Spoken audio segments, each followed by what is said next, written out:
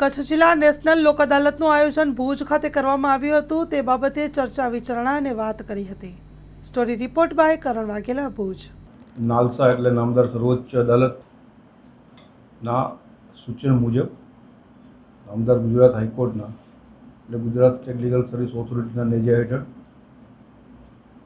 Chairman Shri justice કોગજે સાહેબ અને આપણા એડમિનિસ્ટ્રેટિવ જજ શ્રી નિર્જર દેસાઈ સાહેબના માર્ગદર્શન અને સૂચના મુજબ આજરોજ આપણે આખા આપણા જિલ્લામાં નેશનલ લોક અદાલતનું વર્ષની પ્રથમ નેશનલ લોક અદાલતનું આયોજન કરેલું છે।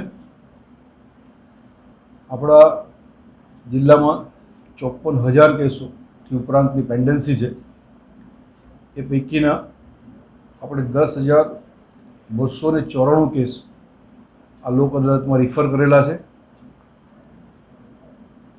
અહીંયાના સ્ટાફ મેમ્બર્સ, પબ્લિક પ્રોસિક્યુટર્સ અને વકીલ મિત્રોના સાથ અને સહકારથી મેક્સિમમ કેસો આપણે આજરોજ લોક અદાલતમાં ડિસ્પોઝ કરનાર છીએ। છેલ્લી લોક અદાલતમાં આપણા કેસોની પેન્ડન્સી જે આપણે 50,000થી ઓછી કરી નાખેલી હતી। આ વખતે પણ મને એવી આશા છે કે આ વખતે આપણે 50,000 કરતાં ઘણી ઓછી પેન્ડન્સી કરશું અને એ રેશિયો આપણે જાળવી રાખશું। રોજબરોજના કેસો ઉપરાંત આજે મેક્સિમમ કેસો ડિસ્પોઝ થશે અને એનો લાભ સામાન્ય લિટિગન્ટને મળશે। ધન્યવાદ। સાહેબ, વાત કરીએ તો મહત્વના કેસો કયા કયા હોય છે? મહત્ત્વના કેસોમાં જોઈએ તો અત્યારે ફાઇનાન્શિયલી જે ચાલી રહેલું છે તેમાં નેગોશિયેબલ ઇન્સ્ટ્રુમેન્ટના કેસો છે।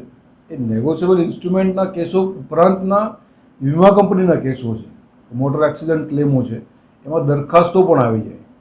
સાથે સાથે જે તામિલ, અહીંયા એ દરખાસ્તને તામિલ કહેવામાં આવે છે, એ તામિલના કેસો છે, એ બેન્કોના જે તામિલના કેસો હોય એનો પણ સમાવેશ થાય છે। જુદી જુદી બેન્કો ઉપરાંત અહીંયા ફાઇનાન્શિયલ ઇન્સ્ટિટ્યૂટ છે એના કેસો પણ આપણે ત્યાં આગળ લિટિગેશન રાખેલા છે।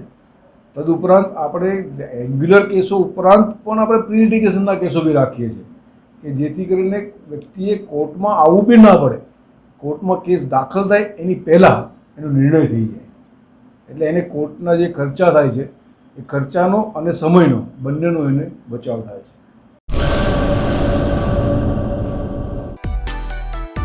માં motor driving, safe and sure driving. Driving એ શોખ સાથે આપની મોટી જવાબદારી પણ છે।